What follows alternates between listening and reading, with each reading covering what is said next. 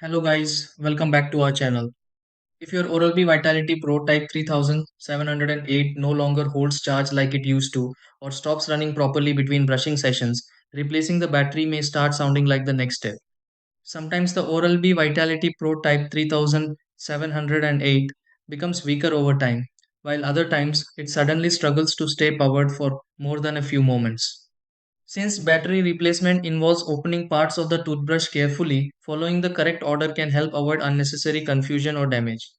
The good part is that with a few careful steps and patience, the process can feel much more manageable than many people expect. In this video, let's go through several safe steps to replace the battery in an Oral-B Vitality Pro Type 3708. Try these. Step 1.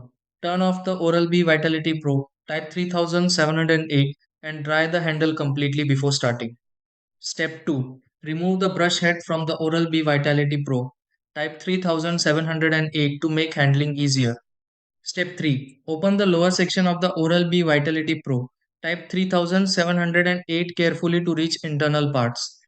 Step 4. Remove the old battery from the Oral-B Vitality Pro Type 3708 while noting the battery direction.